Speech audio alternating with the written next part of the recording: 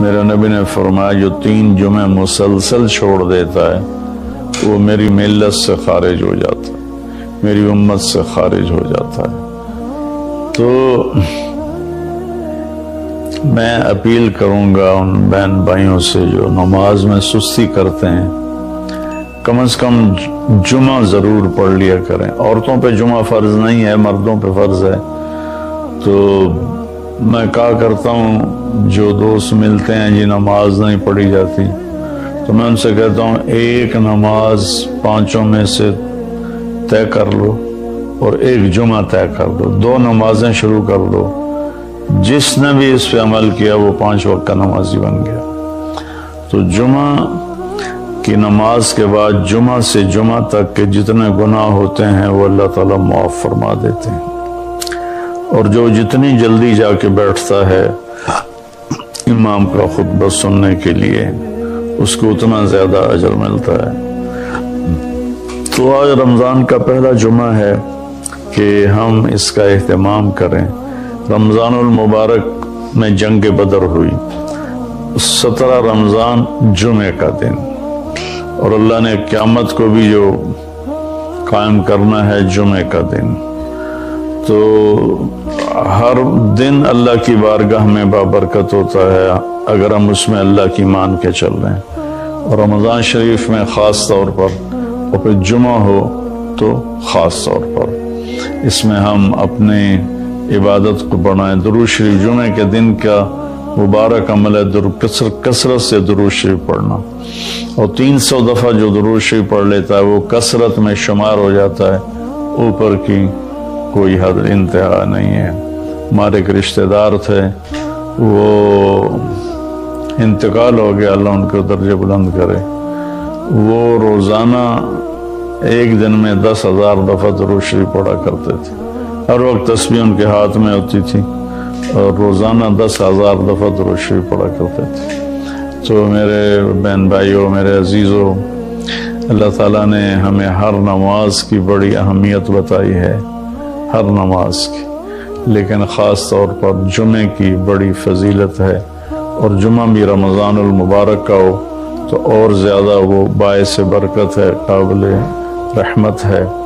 تو روزے کا بھی اہتمام ہو اور ساری نمازوں کا اہتمام فرمائیں، کوئی باجماعت پڑھنے کی کوشش کریں، کوئی جماعت سے رہ جائے تو پھر اس کو چھوڑیں نہیں، اسے ضرور پڑھ لیں، کہ نماز کی اللہ تعالیٰ نے جتنی تاکید قرآن میں کی ہے اور کسی کی اتنی تاکید نہیں کی، اور اللہ تعالیٰ نے 10 دفعہ اقیموا الصلاۃ اقیموا الصلاۃ اقیموا الصلاۃ وآتوا الزکاۃ، تو 10-12 دفعہ اللہ نے قرآن میں براہ راست حکم کیا اقیموا الصلاۃ وآتوا الزکاۃ۔ اور ادھر اللہ پاک کی رحمت کے دروازے کھلے ہوئے ہیں، اللہ کا عرش پہلے آسمان پر ہے، جنت کے دروازے کھل چکے ہیں، جہنم کے دروازے بند ہو چکے ہیں، اور میرے نبی کا فرمان ہے کہ اگر میری امت کو پتہ چل جائے رمضان کیا ہے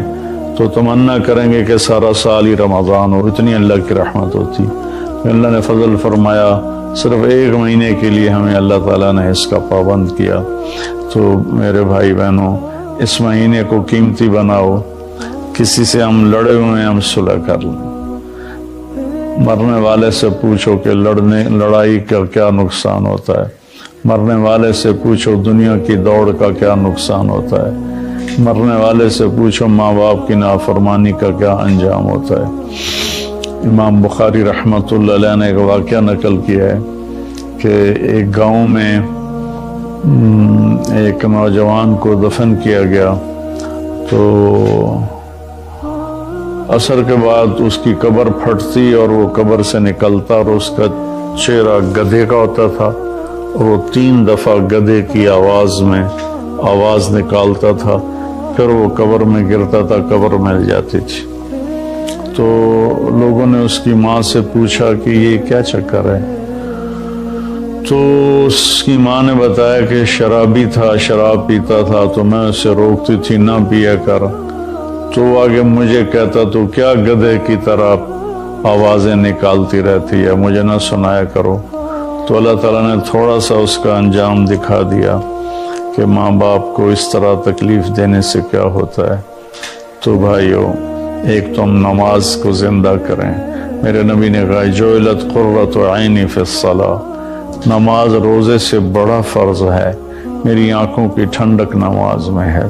اور جب آپ دنیا سے تشریف لے جا رہے تھے تو آپ نے پورے دین کو 2 لفظوں میں بیان کیا، ایک ہے حقوق اللہ، ایک ہے حقوق العباد، اور ایک ہے بندگی اور ایک ہے معاشرت۔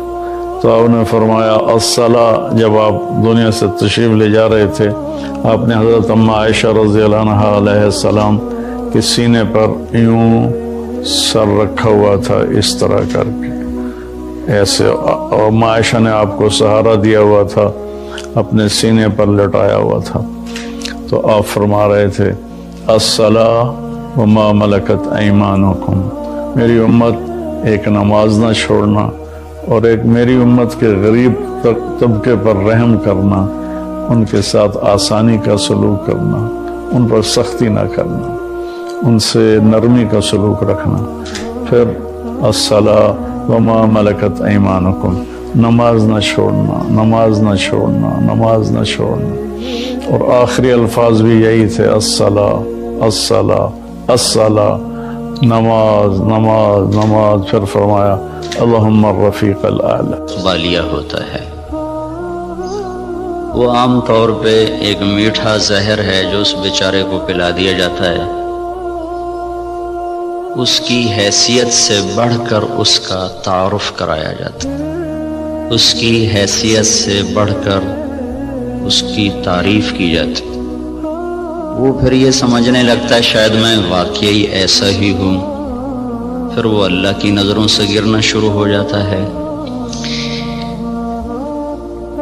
اس لیے میں یہ ایک بات تو آپ سب حضرات کی خدمت میں عرض کروں گا، آج تو اللہ کو کوئی نہیں جانتا، میں کون ہوں جسے ہر کوئی جانتا ہے؟ کہ مولانا طارق جمیل تعارف کے محتاج نہیں، میں تو ایک گندے نطفے سے بنا ہوا انسان، کل کو مٹی آج بھی مٹی، مٹ جانے والی شے۔ آج کی دنیا تو ایسی غفلت کی دنیا ہے کہ اللہ کوئی نہیں پہچانتا۔ اس وقت تو اللہ بھی محتاج تعارف ہو چکے ہیں۔ محتاج کا لفظ میرے آپ کے لیے نہ کہ اللہ کی ذات، کہ اللہ تو ہر چیز سے پاک ذات ہے، لیکن جو اس کو مانتے ہیں آج وہ بھی اللہ کو نہیں جانتے کہ اللہ کون ہے۔ تو میں اور آپ تو بڑے چھوٹے انسان ہیں، ہماری کوئی حیثیت نہیں ہے۔ تعارف ضرور کروایا جائے پر بڑے نپے تلے الفاظ کے ساتھ، جس سے اگلے کا مزاج خراب نہ ہو، بلکہ وہ بھی اپنی حیثیت میں رہے، اپنے دائرے میں رہے۔ ہمارے استاد صاحب رحمۃ اللہ علیہ جن سے بخاری پڑھی، وہ فرمایا کرتے تھے علم کی 2 قسمیں ہیں، ایک وہ جو کسی کے ذریعے سے حاصل ہو، اس کو کہتے ہیں حصولی، حاصل ہوا، ایک وہ جو میں خود جانتا ہوں، اسے کہتے ہیں وجودی۔ وزن میں وجودی علم کی طاقت حصولی علم سے زیادہ ہوتی ہے۔ ایک چیز میں خود دیکھ رہا ہوں، ایک بتا رہا ہے، دونوں میں فرق ہے۔ شنیدہ کیبون مانند دیدہ، یہ ایک فارسی کی مثال ہے، اسی کو عربی میں لیس الخبر کالمعاینہ، دیکھا سنا برابر نہیں ہے۔ تو علم وجودی کی طاقت حصولی سے زیادہ ہوتی ہے، سوائے ایک جگہ کے، جب آدمی کی تعریف ہوتی ہے ان چیزوں کے ساتھ جو اس میں نہیں ہیں، تو وہ وہاں بیچارہ دھوکہ کھا جاتا ہے، وہ سمجھتا ہے یہ جو کہہ رہے ہیں نا ٹھیک ہی کہہ رہے ہیں، حالانکہ وہ اچھی طرح جانتا ہے کہ میں ایسا نہیں ہوں جیسا یہ کہہ رہا ہے، لیکن تھوڑی دیر کے لیے اس پر بھی ایک نشہ طاری ہو جاتا ہے، واقعی ایسا ہی ہوں۔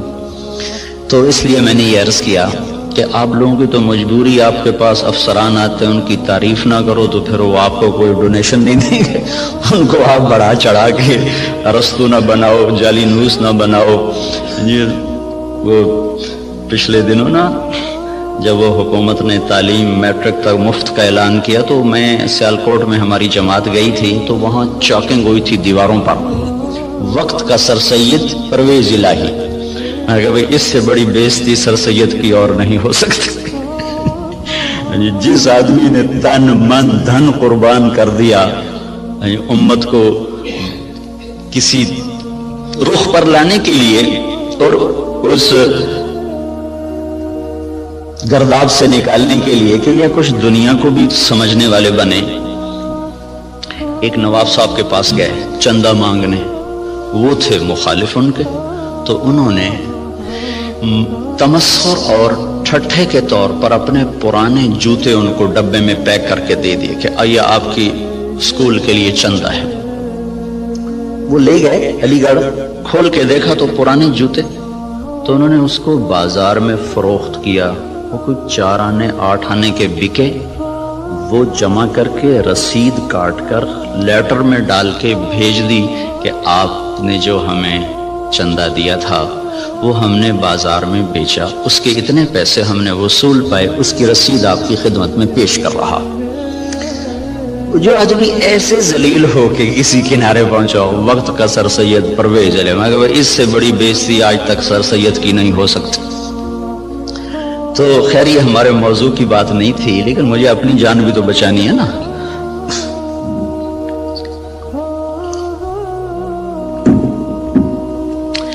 اللہ تبارک و تعالیٰ نے ہمیں ایک ذہن دیا ہے۔ اس وقت ذہن یہ ہے کہ ہم اپنی محنت کا کماتے ہیں، محنت کا کھاتے ہیں، جو کماتے ہیں جو مرضی کریں، یہ ایک ذہن جس کو ہم سرمایہ داری کا نظام کہتے ہیں۔ یہ 1925 میں ایک شخص پیدا ہوا تھا وہاں گلاسکو کا، اس نے یہ نظریہ دیا تھا، اس نے کتاب لکھی تھی دی ویلتھ آف نیشن، تو اس میں اس نے یہ نظریہ دیا تھا کہ آدمی کو کمانے میں آزاد ہونا چاہیے، جو جیسے مرضی کمائے، اس سے مال کی دوڑ لگے گی اور لوگوں کے پاس سرمایہ وافر ہو جائے گا۔ ایڈورڈ سمتھ اس کا نام تھا۔ اس کے مقابلے میں ایک نظریہ تھا جو کارل مارکس نے دیا کہ سب کچھ نیشن کا ہے، حکومت کا ہے، کسی کا کوئی حق کوئی نہیں، حکومت اس کو صحیح طور پر تقسیم کرے گی۔ یہ 2 غلط نظریے دنیا میں چلے، ایک ختم ہو گیا، ایک قریب المرگ ہے، ختم ہونے پر ہے۔ اسلام اس کے بیچ میں لاتا ہے، وَكَانَ بَيْنَ ذَلِكَ قَوَامًا، وہ درمیان میں لاتا ہے، وہ ملکیت اللہ کی ثابت کرتا ہے، نہ میری نہ حکومت کی۔ الملک للہ۔ ہمارے نبی جب صبح اٹھتے تھے نا تو آپ ایک دعا مانگا کر، صبح اٹھتے ہی اصبحنا واصبح الملک للہ والکبریاء والعظمۃ للہ والخلق والامر واللیل والنہار وما سکن فیہما للہ وحدہ اللہم اجعل اول هذا النہار صلاحا واوسطہ فلاحا وآخرہ نجاحا اسألک خیر الدنیا والآخرۃ یا ارحم الراحمین۔ ہمارے نبی نے جو ہمیں دعائیں سکھائی ہیں وہ بھی معجزات نبوت میں سے ہیں کہ اتنے خوبصورت اسلوب میں اللہ سے بات کرنا اور مختصر کلمات میں سب کچھ مانگ لینا، یہ صرف نبی سکھا سکتا ہے اور کوئی نہیں سکھا سکتا۔ تو صبح اٹھتے ہی کیا اعتراف عبودیت ہے، عبدیت ہے، اصبحنا واصبح الملک للہ۔ میرے رب، ساری کائنات جس پر دن چڑھ رہا ہے وہ تیری ہی ہے، ساری عظمتیں جلال و کبریا وہ تیرے لیے ہے، ساری مخلوق سارا کچھ وہ تیرا ہی ہے، زمین آسمان جو اس کے درمیان ہے وہ سب کچھ تیرا ہے۔ جب سب کچھ تیرا ہے میں تیرا محتاج بن کر تجھ سے سوال کرتا ہوں، یا اللہ اس دن کا اول وہ فلاح بنا دے اور اس کے درمیان کو صلاح بنا دے، اس کے آخر کو نجات بنا دے۔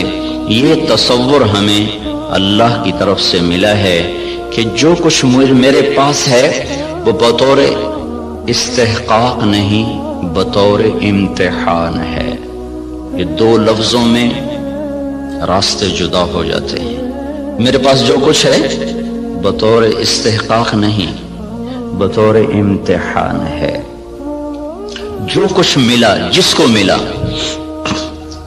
دینے والا کوئی اور ہے اور دیا جا رہا ہے اس کے امتحان کے لیے، اور ان قریب یہ اس سے واپس لے لیا جائے گا اور پھر اس کو ایک بہت بڑی عدالت میں پیش کیا جائے گا، پھر وہاں اس کے اچھے اور برے اعمال کو تولا جائے گا، پھر اس پر یا ہمیشہ کے لیے جنت کا فیصلہ ہوگا یا ہمیشہ کے عذاب اور جہنم کا فیصلہ ہوگا۔ ہمیں یہ بنیاد دی گئی ہے، ہم اس پر اپنی زندگی کی عمارت کو تعمیر کرتے ہیں۔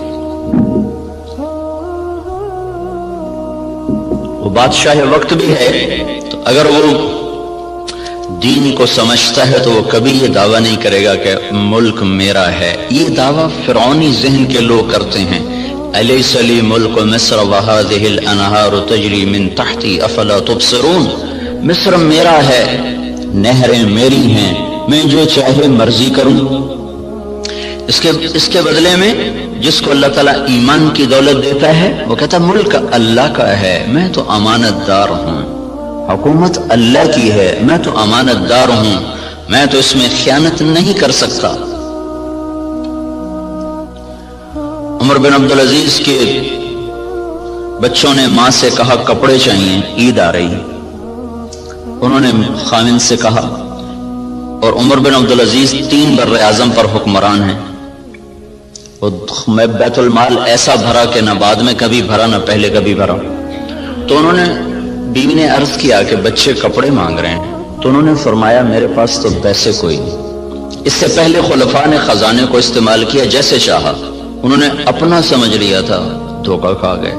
ایک ایمان والا آیا، اللہ سے ڈرنے والا آیا، اس نے کہا الملک للہ، کہا فاطمہ یہ تو دولت میری نہیں ہے، یہ تو امانت ہے، میرے پاس پیسے نہیں، میں کپڑے کہاں سے لے کر دوں؟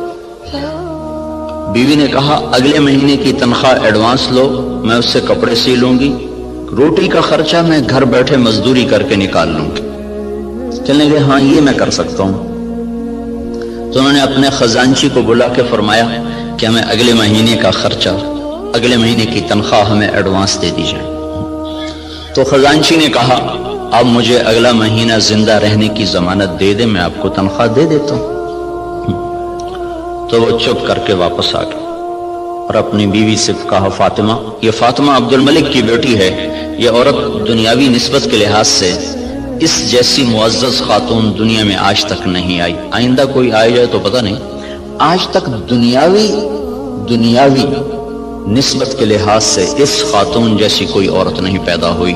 اس کا دادا بادشاہ تھا، اس کا باپ عبد الملک بادشاہ تھا، اس کے 4 بھائی ولید، سلیمان، یزید، ہشام، چاروں بادشاہ بنے، اس کا خامد عمر بن عبدالعزیز وہ بادشاہ بنا۔ یہ عورت 7 نسبتوں سے شہزادی تھی، دادے سے لے کر باپ، 4 بھائی، خامد، ایسی نسبت کی عورت آج تک نہیں پیدا ہوئی۔ اسے فرمایا فاطمہ بچوں سے کہہ دو کہ تمہارا باپ کپڑے لے کے نہیں دے سکتا، الملک للہ، ملک اللہ کا ہے۔ جب عید ملنے کے لیے خاندان کے لوگ آئے، بنو امیہ بڑے زوردار لوگ گزرے ہیں، تو جب لوگ آئے تو خاندان کے لوگ آئے تو بچے بھی ملنے کے لیے آئے، تو ان کے وہی خستہ حال کپڑے تھے۔ تو عمر کہنے لگے بیٹو تمہیں آج صدمہ تو ہوگا کہ تمہارے باپ نے تمہیں کپڑے لے کر نہیں دیے، اور آج تم اوروں کے سامنے کھڑے ہونے میں کچھ سبکی محسوس کر رہے ہو۔ تو ان کے بیٹے نے کہا عبد الملک نے کہ نہیں ابا جان، آج ہم عزت محسوس کر رہے ہیں کہ ہمارے باپ نے خیانت نہیں کی، ہم آج عزت محسوس کر رہے ہیں، ہمارے باپ نے خیانت نہیں کی۔ تو یہ نظریہ اسلام ہے کہ ملک اللہ کا ہے، جو کچھ دیتا ہے اللہ دیتا ہے، اور وہ بطور امتحان دیتا ہے، اور ہم اس میں امین ہیں، ہم اس میں امین ہیں، اور اس کو ہم ایسے استعمال کریں گے جیسے اللہ چاہتا ہے۔ ہم اسے ایسے استعمال نہیں کر سکتے جس سے میرا اللہ ناراض ہو یا اللہ کا رسول ناراض ہو اور اس کے سامنے مجھے شرمندگی اٹھانی پڑے۔ اسی کو اس آیت میں بیان کیا گیا، افرأیتم ما تحرثون، یہ جو تم ریسرچ کر رہے ہو، انتم تزرعونہ ام نحن الزارعون، یہ تمہارا اللہ تمہیں راہیں سجاتا ہے کہ تم اپنی طاقت سے کرتے ہو۔ یہ وہی نظریہ کہ جو کچھ ہے اللہ کا، بھئی ہماری کوشش ہے، ہماری کوشش ہے اس کو برابر کرنے والا، اس کو پھل دینے والا وہ اللہ ہے۔ اَأَنْتُمْ تَزْرَعُونَهُ، بولو تم ہو یہ زراعت کرنے والے، ام نحن الزارعون، یا ہم ہیں زراعت کرنے والے۔ ان اللہ فالق الحب والنوا، کسی سائنسدان میں یہ طاقت ہے کہ زمین میں پڑے ہوئے دانے کو پھاڑ کے دکھا دے؟ کسی میں یہ طاقت ہے کہ وہ جڑوں کو اپنے حکم کے ساتھ چلانا شروع کرے، وہ تنے کو اپنی طاقت سے اٹھانا شروع کرے؟ کسی میں یہ طاقت ہے کہ وہ زمین کی رگوں سے غذا کو سمیٹ کر درخت کو پہنچائے اور پھر اس کے اندر رنگ بھرے، اس کے اندر ذائقے بھرے، اس کے اندر مٹھاس بھرے اور اس کے اندر تاثیرات کو بھرے، اس کے اوپر چھلکے کو لائے، کسی کو کاشوں میں بھر دے، کسی کو دانوں میں بھر دے، کسی کو میں گٹھلی بنا دے، کسی کو میں مٹھاس ڈال دے، کسی میں کھٹاس ڈال دے؟ تو آسمان والا دعویٰ کر رہا ہے لو نشاء لجعلناہ حطاما، میں چاہوں تو تمہاری کھڑی کھیتیوں میں سے پھل کھینچ دوں اور کھڑی کو بھوسا بنا دوں، فظلتم تفکہون، بیٹھے باتیں کرتے رہ جاؤ۔ انا لمغرمون، ارے قرضے چڑھ گئے بھائی، بل نحن محرومون، بلکہ سب کچھ ہی گیا، مول ہی گیا۔ تو یہ ہمیں نظریہ قرآن دیتا ہے کہ ہم جو کچھ کرتے ہیں وہ اللہ کی امانت ہے، تائید ربانی شامل حال ہے، اللہ کا ہم ساتھ ہے، تب یہ قدم ہمارے اٹھتے ہیں۔ اس نظریے والے کی تحقیق اور ریسرچ پر بھی وہی کچھ ہوتا ہے جو ایک کافر کی ریسرچ پر ہوتا ہے۔ تو فرق کیا ہے اس نظریے کے ساتھ ایوب ریسرچ آنا اور اللہ کے انکار کے ساتھ کسی لیبارٹری میں جانا؟ نتیجہ تو دونوں کو اللہ دے دیتا ہے، اس کو بھی دے دیتا ہے، اس کو بھی دے دیتا ہے۔ تو لیکن اس کا فرق کیا ہے؟ اس کا فرق پڑتا ہے عملی زندگی میں کہ جو آدمی اپنا سب کچھ کر کے چلتا ہے پھر وہ آزاد ہو کے چلتا ہے، وہ اپنی ترتیب زندگی میں نہ اللہ کو پہچانتا ہے نہ اس کے رسول کو پہچانتا ہے، اور جو اسے اللہ کی امانت سمجھ کے چلتا ہے اس کی ترجیحات تبدیل ہو جاتی، وہ اللہ اس کے رسول کو سامنے رکھ کر چلتا ہے اور وہ آخرت میں جواب دہ ہونے کے احساس سے چلتا ہے۔ یہ دو سوچ ترجیحات کو تبدیل کر دیتی ہے، ان کی سوچ اور طرف چلی جاتی ہے، وہ حرص و ہوس کے بندے بن جاتے ہیں، اللہ اس کے رسول سے غافل ہو جاتے ہیں۔ یہ قدم قدم پہ لرز لرز کے چلتا ہے، کانپ کانپ چلتا ہے۔ یہ عملی زندگی میں پھر یہ نظریہ طاقتور بن کے انسانیت کو صحیح رخ پر لاتا ہے، جو آپ کے ڈاکٹر صاحب نے فرمایا کہ ہم ذلت و پستی کا شکار ہیں۔ وجہ دین سے دوری ہے، دین سے دوری کی وجہ نظریات کمزور ہو چکے ہیں، تصورات کی دنیا میں اللہ نہیں بس رہا، اللہ کا رسول نہیں بس رہا، جنت اور جہنم کا تصور موجود نہیں ہے، اس لیے قدم بہک گئے، راستوں سے بھٹک گئے، ترتیب ساری الٹی ہو کے رہ گئی۔ تو اللہ تعالیٰ ہمیں یہ ذہن دیتا ہے تم اگاتے ہو کہ اللہ اگاتا ہے۔ جہاں آپ کی ساری زراعت فیل ہو جائے، انس رضی اللہ تعالیٰ عنہ کو ان کی ماں لے کر آئیں، یا رسول اللہ آپ کا بچہ ہے، آپ کی خدمت کرے گا، اس کے لیے دعا کر دو۔ تو آپ نے فرمایا اللہم بارک لہ فی عمرہ ومالہ، اللہ اس کے مال میں عمر میں برکت دے دے۔ تو انس رضی اللہ عنہ فرمایا کرتے تھے کہ اللہ تعالیٰ نے مجھے اتنی زندگی دے دی کہ اب میں زندگی سے تنگ آ گیا، اللہ کے نبی نے لمبی عمر کی دعا دی، اور ساری دنیا میں کھجور کا پھل سال میں ایک دفعہ پھلتا ہے، کھجور کا درخت، لیکن انس رضی اللہ تعالیٰ عنہ کا باغ سال میں 2 دفعہ پھل دیتا تھا۔ وہ گرمی میں بھی پھل لیتا تھا، سردیوں میں بھی پھل لیتا تھا، نہ ٹیکنالوجی تھی، نہ سائنس، نہ کچھ، صرف اللہ کے نبی کی دعا تھی کہ یا اللہ اس کے رزق میں برکت عطا فرما۔ تو ان کے پھل سال میں 2 دفعہ آتے تھے۔ وہ کھجور تو ویسے ہی بہت دیر کے بعد پھل لیتی ہے۔ سلمان فارسی آئے کہ یا رسول اللہ آزادی تو ملی پر نہ ملنے کے برابر کا، کیوں؟ کہ وہ یہودی نے کہا ہے 100 پودے کھجور کے لگاؤ، جب وہ پھلدار ہو جائیں پھر تمہیں آزاد کروں گا۔ اب کھجور جلدی پھل لینے میں آ جاتی ہے، وہ تو وہی دور تھا جو پرانے زمانے کی کھجوریں تھی جو چل چل چڑھ چڑھ کوئی 10 سال کے بعد پھل دینا شروع کرتی تھی۔ تو میری آزادی تو پھر نہ ہونے کے برابر. کہ اچھا چلو مجھے لے چلو. 3-4 سال پہلے وہ جگہ میں دیکھنے گیا تھا جہاں وہ باغ تھا. انہوں نے باڑ لگائی ہوئی ہے اس کے چاروں طرف. باغ تو نہیں ہے، وہ خالی جگہ پر ہے وہاں موجود. تو آپ نے کھجور اٹھاتے اور لگا دیتے، کھجور اٹھاتے لگا دیتے. سال کے اندر اندر ساری کھجوریں بڑھ کے پھل دینے لگے. صرف 1 سال. ایک کھجور اٹک گئی. یا رسول اللہ ایک کھجور نہیں اٹکی. کیا ہوا؟ تو حضرت عمر بولے یا رسول اللہ وہ میں نے لگائی تھی. کہ تیرا بھلا تو نے کیوں لگائی تھی؟ پھر آپ تشریف لے گئے، پھر آپ نے اپنے ہاتھ سے لگایا، سال کے اندر وہ پھلدار ہو گئی. اب یہاں ساری سائنس بھی فیل ہے، ٹیکنالوجی بھی فیل ہے. انتم تزرعونہ ام نحن الزارعون، تم اگاتے ہو کہ تمہارا اللہ اگاتا ہے، تم زراعت کرتے ہو کہ تمہارا اللہ کرتا ہے. زراعت کو پانی کے ساتھ جوڑا ہے تو اللہ تعالیٰ فرمایا افرأیتم الماء الذی تشربون انتم انزلتموہ من المزن ام نحن المنزلون. یہ پانی تم بارش کا برساتے ہو کہ تمہارا اللہ برساتا ہے. بارش نہ ہو تو آپ مجھ سے زیادہ جانتے ہیں کہ زمین کا پانی، دریاؤں کا پانی وہ تاثیر نہیں رکھتا جو اللہ نے بارش کے پانی میں تاثیر رکھی. زندگیوں کو زندگی مل جاتی ہے. وَتَرَى الْأَرْضَ حَامِدًا وَتَرَى الْأَرْضَ خَاشِعًا، 2 لفظ قرآن استعمال کرتا ہے. زمین کو دیکھو وہ ایسے پھٹی پڑی ہوتی ہے، حامدہ، اس کا ظاہر ختم ہو چکا ہوتا ہے. وَتَرَى الْأَرْضَ خَاشِعًا، اندر باہر سے زمین برباد ہوتی ہے.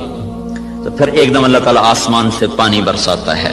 جب آسمان سے پانی اترتا ہے اہتزت وربت وانبتت من کل زوج بہیج، تو بارش سے زمین وجد میں آ جاتی ہے، رقص میں آ جاتی ہے. اہتزت جیسے خوشی سے لوگ جھومنے لگتے ہیں، ایسے جب تمہارا رب آسمان سے بارش برساتا ہے تو زمین خوشی سے جھومنے لگتی ہے کہ اللہ تعالیٰ اس میں وہ کچھ اتارتا ہے جو انسان کے بس میں نہیں ہے.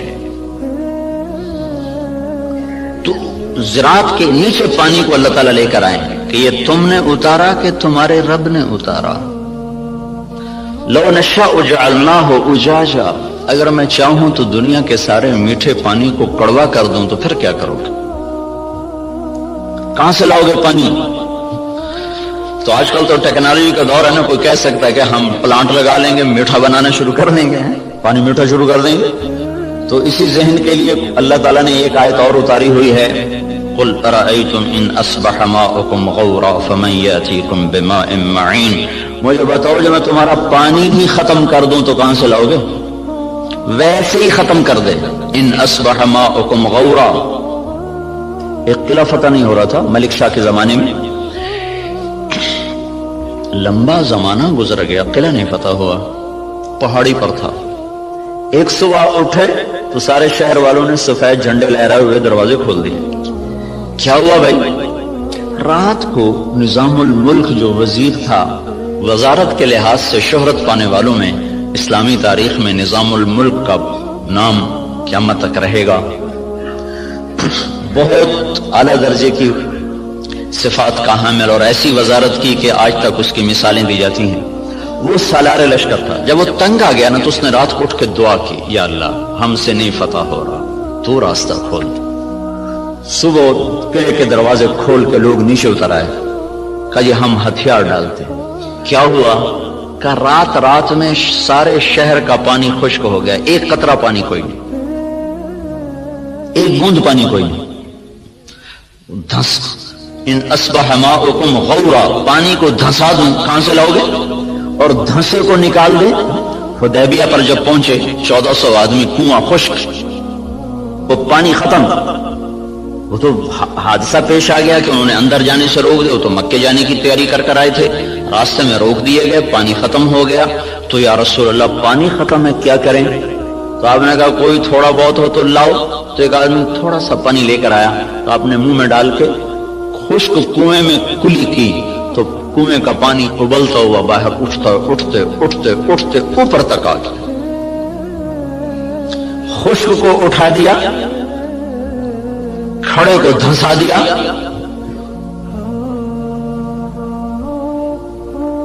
ایک شخص جا رہے ابو الحسن نام مجھے پوری طرح یاد نہیں. راستے میں تھے جنگل میں، پیاس لگی، پانی کی تلاش میں کنویں پر پہنچے،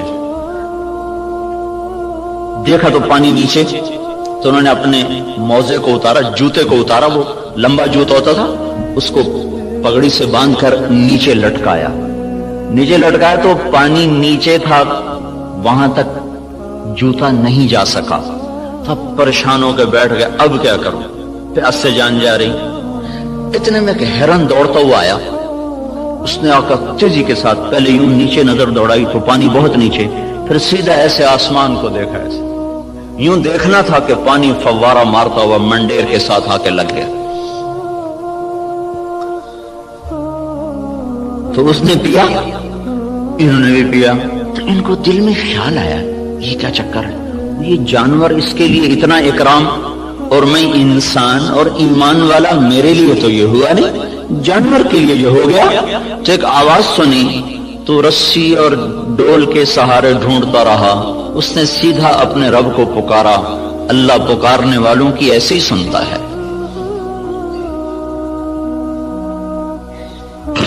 تو یہ چیز ہمیں ایک راستہ دیتی ہے کہ ہمارے سوچ کے، تحقیق کے، ترتیب کے انداز اور ہیں۔ اللہ تعالیٰ جن چیزوں کو ہمارے اوپر لازم کرے گا انہیں ہمیں کرنا ہوگا۔ نماز اذان کے بعد بھی ڈاکٹر صاحب دفتر میں بیٹھے ہوں، ریسرچ کر رہے ہوں، تو یہ ساری ریسرچ زہر حلاحل ہے، اب اس کا انسانی خدمت سے تعلق ختم ہو چکا ہے۔ اللہ کی ندا کے بعد بھی تحقیق چل رہی ہو، اللہ کی صدا کے بعد بھی دفتر چل رہا ہو، تو یہ ساری برکتیں اپنے ساتھ لے کے چلا جائے گا۔ اب ہمارے لیے حکم ہے بند اذان باہر دینے کا حکم ہے، مسجد کے اندر اذان دینا مکروہ ہے۔ باہر بلال رضی اللہ تعالیٰ عنہ مسجد کے ساتھ ایک کوٹھا تھا، ایک صحابی کا گھر تھا، اس کی چھت پہ چڑھ کے اذان دیا کرتے تھے کہ اذان باہر کی زندگی کو معطل کرنے کے لیے ہے اور مسجد کی زندگی کو آباد کرنے کے لیے ہے۔ حی علی الصلاۃ کے بعد اب نہ کوئی دکاندار، نہ کوئی تاجر، نہ زمیندار، نہ کوئی مرد، نہ کوئی عورت، جو جہاں پر ہے اسے حکم ہے کہ ہاتھ اٹھا لے اور چلے اس رب کی طرف جو کہہ رہا ہے حی علی الصلاۃ، آؤ نماز کی طرف۔ یہاں کیا ملے گا؟ یہاں تو ہم بہت کچھ کام کر رہے ہیں، لوگوں کی خدمت کر رہے ہیں، ریسرچ کر رہے ہیں، یہاں کیا ملے گا؟ تو اس سوال کا جواب اگلے دو جملوں میں دیا گیا، حی علی الفلاح، آؤ یہیں سے کامیابی ملے گی۔ میں چند دن پہلے گیا تھا ذرا یونیورسٹی، وہاں ان کو قصہ سنایا تھا، ابن سینا رحمت اللہ علیہ، وہ طب کی دنیا میں یعنی نبی کہلاتے ہیں کہ ان پر طب کا الہام ہوتا تھا۔ اس شخص کا بنایا ہوا نظام طب اور اس کے قوانین آج بھی معتبر اور مستند سمجھے جاتے ہیں۔ 600-700 برس پہلے وہ شخص گزرا ہے جب اتنے آلات نہیں تھے، لیکن اس شخص میں ایک صفت تھی، جب کسی مسئلے میں اٹک جاتے تھے اور نہیں سمجھ میں آتا تھا تو چھوڑ کے نفل کی نیت باندھ کے کھڑے ہو جاتے اور سجدے میں سر رکھ کر کہتے اے رب میرے اوپر اس مسئلے کو واضح فرما دے۔ سجدے میں پڑھ نفل کی نیت باندھ کے سجدوں میں سر رکھ، اے میرے رب میں جاہل ہوں، میرے اوپر اس چیز کو منکشف فرما۔ پھر ایک دفعہ، 2 دفعہ، 3 دفعہ کرتے کرتے کرتے کرتے مانگتے مانگتے کا وہ چیزیں ان پر کھلتی تھیں، اور ایسا وہ لوگوں کو فن دے کر گئے ہیں کہ آج بھی ان کے فن کو تسلیم کیا جاتا ہے اتنی تحقیقات کے باوجود بھی۔ تو آپ بھائی بہت بڑے کام میں لگے ہوئے ہیں، بہت بڑی ضرورت پوری کرنے میں لگے ہوئے ہیں۔ زراعت فرض کفایہ ہے، تجارت جائز ہے، تجارت کرنا جائز اور زراعت کرنا فرض کفایہ۔ اگر لوگ تجارت چھوڑ دیں تو گناہگار نہیں ہوں گے، لیکن اگر سارا طبقہ زراعت چھوڑ دے تو گناہگار ہو جائیں گے۔ علامہ خزائی رحمت اللہ علیہ نے لکھا ہے کہ زراعت کے چھوڑ دینے سے لوگ گناہگار ہو جائیں گے، یہ فرض کفایہ، جیسے جنازہ سارے چھوڑ دیں تو مجرم ہو جائیں گے، تو زراعت فرض کفایہ ہے۔ بہترین مال وہ پالتو گھوڑا ہے اور قطاروں میں لگے ہوئے درخت ہیں۔ قطاروں میں لگے ہوئے درخت سے مراد باغ ہے۔ سب سے بہترین رزق جو اللہ تعالیٰ کسی کو دیتا ہے وہ گھوڑا اور باغ ہے۔ اور آپ نے فرمایا جب اللہ تعالیٰ نے معیشت کو اتارا معیشت کو جب آسمان سے اتارا تو برکت کو کھیتی اور بکریوں میں رکھ دیا۔ جب اللہ تعالیٰ نے معیشت کو آسمان سے اتارا تو برکت کو کھیتی اور بکریوں میں رکھ دیا۔ سعد بن معاذ رضی اللہ تعالیٰ عنہ تشریف لائے تو آپ نے دیکھا ان کے ہاتھوں پر وہ کسی چلانے کے نشان پڑے ہوئے تھے۔ تو آپ نے کہا سعد کیا ہے یہ؟ کہا جی یہ کسی کے نشان ہے، میں زمین کھودتا ہوں، گوڑی کرتا ہوں۔ گوڑی کرتے نا اس زمانے میں ہاتھوں سے کرنا، تو یا رسول اللہ وہ میں خود کرتا ہوں، اس کے کرنے کی وجہ سے یہ میرے نشان پڑ گئے ہیں، بچوں کی روٹی کماتا ہوں۔ تو آپ نے ان کا ہاتھ لے کر ایسے چوما اور کہا اس ہاتھ پر جہنم کی آگ حرام ہے۔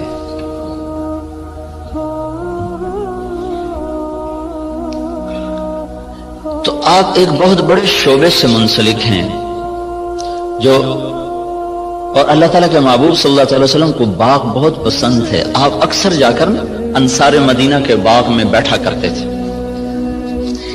معاویہ رضی اللہ تعالیٰ عنہ سے کسی نے پوچھا، ایک بدو سے پوچھا تجھے کون سا مال پسند ہے؟ کہنے لگا چشمہ ہو عین خوارہ وعرض خرارہ، چشمہ ہو ابلتا ہوا، زمین ہو سرسبز، او نعجۃ صفراء فی قطعۃ خضراء، یا بکریاں ہوں اور ساتھ سرسبز چراگاہ ہو، یا کھجوروں کا باغ ہو اور اس کی چھاؤں ہو۔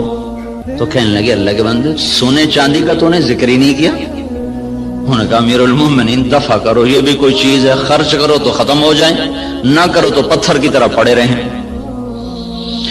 تو اللہ تعالیٰ کے محبوب صلی اللہ تعالی علیہ وسلم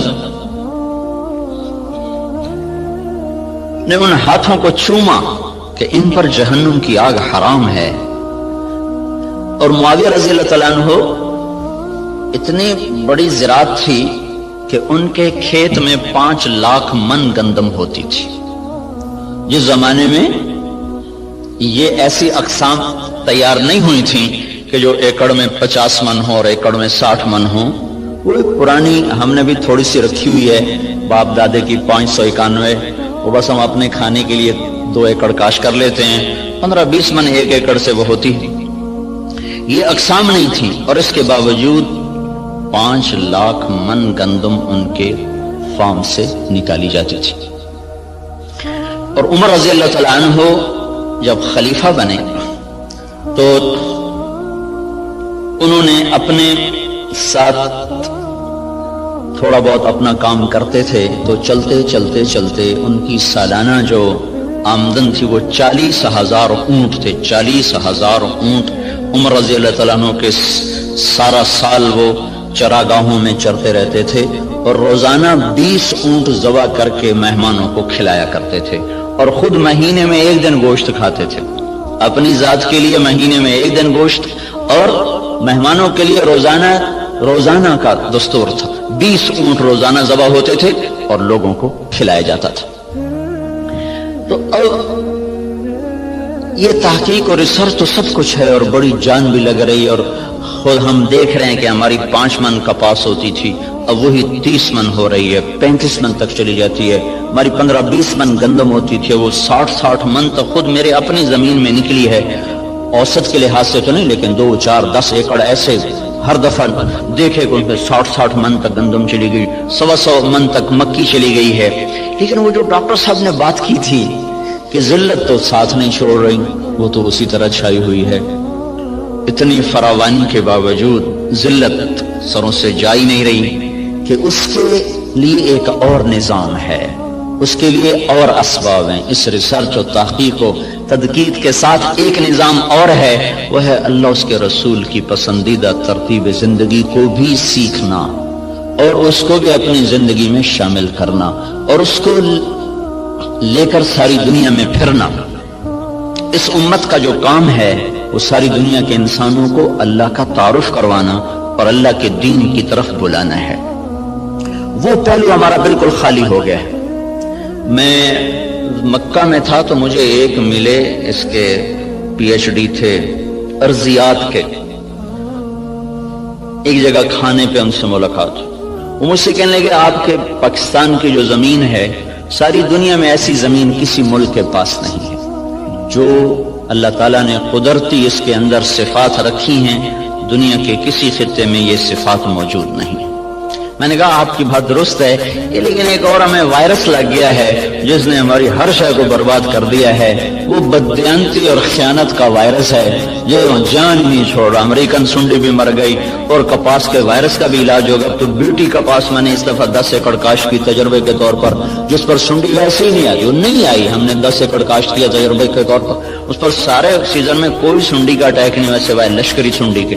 تو وائرس کو بھی کنٹرول ہو گیا، سنڈیاں بھی کنٹرول ہو گئیں، لیکن یہ جو بددیانتی کا وائرس لگا ہے یہ مصیبت خانہ بڑھتا ہی جا رہا ہے، بڑھتا ہی جا رہا ہے۔ جب تک یہ اندر سے نہیں نکلے گا اللہ تعالیٰ کی نظروں سے ہم گرتے رہیں گے، گرتے رہیں گے، گرتے رہیں گے۔ کہ محبوب پاک صلی اللہ تعالی علیہ وسلم کا ارشاد ہے اذا اتخذ الفیء دولا، جب میری امت میں حکومت کے افسران بددیانت ہو جائیں گے اور حکومت کے خزانے کو خود لوٹنا شروع کر دیں گے، والامانۃ مغنما، اور عوام الناس بھی بددیانت ہو جائیں گے، جس کے پاس امانت رکھی جائے گی وہ کھا جائے گا، والزکاۃ مغرما، اور مالدار لوگ بخیل ہو جائیں گے اور زکوٰۃ دینا چھوڑ دیں گے، وتعلم لغیر الدین، اور جب میری امت کے علماء کا رخ اللہ کی طرف بڑھنے کی بجائے بادشاہوں کی طرف بڑھنا شروع ہو جائے گا اور علم دین کو اللہ کی بجائے دنیا کے لیے حاصل کیا جانے لگے گا، وَأَطَاعَ الرَّجُلُ زَوْجَتَهُ، اور لوگ بیویوں کے فرما بردار ہو جائیں گے، وَعَقَّ أُمَّهُ، اور ماؤں کے نافرمان ہو جائیں گے، اور ادنا صدیقہ، دوست کو دیکھ کر باہیں پھیلا کر گلے سے لگائیں گے، وَأَقْصَى أَبَاهُ، باپ کو دیکھ کر ان کو دھکا دے کے راستے سے ہٹا دیں گے، وَصَادَ الْقَبِيلَةَ فَاسِقُهُمْ، قبیلے کا سردار نافرمان ہوگا، وَأُكْرِمَ الرَّجُلُ مَخَافَةَ شَرِّهِ، ایک دوسرے کو اکرام کر کے بھی آپس میں بغض رکھا ہوا ہوگا، مسکرا کر بھی ملنا ہوگا، اندر میں نفرت بھی ہوگی، ایک دوسرے کے شر سے بچنے کی ہر ایک کی نیت ہوگی، وَكَانَ رَئِيسُ الْقَوْمِ أَرْذَلَهُمْ، بڑے بڑے کلیدی عہدوں پر نکمے لوگوں کو بٹھا دیا جائے گا، نااہل لوگوں کو بٹھا دیا جائے گا، وارتفعت الاصوات فی المساجد، مسجدوں میں لڑائیاں شروع ہو جائیں گی اور فرقہ واریت کی آگ بھڑک اٹھے گی، وظہرت القینات والمعازف، اور گانے والیاں معزز اور محترم ہو جائیں گی اور گانے والیاں عام ہو جائیں گی اور موسیقی چاروں طرف پھیل جائے گی اور موسیقی کے آلات ہر طرف عام ہو جائیں گے، وشربت الخمور، اور شراب عام ہو جائے گی، ولبس الحریر، اور مالدار لوگ مرد ریشم استعمال کریں گے، ولان آخر هذه الامة اولها، اور اس امت کے آج کے لوگ پہلے لوگوں کو جاہل، ان پڑھ، اس قسم کے اس کے القابات سے نوازیں گے۔ جب میری امت میں یہ سب کچھ ہوگا، جب یہ سب کچھ ہوگا تو پھر کوئی دوا کارگر نہیں، کوئی طبیب کارگر نہیں، کوئی تدبیر سرے نہ پہنچے گی۔ پھر کیا ہوگا؟ فَلْيَرْتَقِبُوا عِنْدَ ذَلِكَ رِيحًا حَمْرَاءَ وَزَلْزَلَةً وَمَسْخًا وَقَذْفًا وَخَسْفًا وَآيَاتٍ مُتَتَابِعَاتٍ، پھر میری امت پر زلزلے آئیں گے، پھر میری امت پر ہوائیں پاگل بن کے ٹوٹ پڑیں گی، پھر ان کو زمین میں دھنسا دیا جائے گا، پھر ان پر پتھروں کی بارش ہوگی، پھر ان پر اوپر نیچے عذاب کے کوڑے برسیں گے، اس طرح عذاب آئیں گے جیسے تسبیح ٹوٹ جائے اور اس کے دانے ٹپ ٹپ ٹپ گرتے ہیں، ایسے اوپر نیچے اللہ کی طرف سے تنبیہات کا ایک نظام چلے گا۔ جب تک ان برائیوں سے یہ نکلیں گے نہیں، اس وقت تک انہیں کوئی اللہ کے ہاں عزت نہیں دلا سکتا، نہ یہ دنیا بنا سکتے نہ یہ آخرت بنا سکتے۔ کافر اور ہم میں فرق ہے، وہ جو مرضی کریں، اگر وہ دنیا کے اسباب کو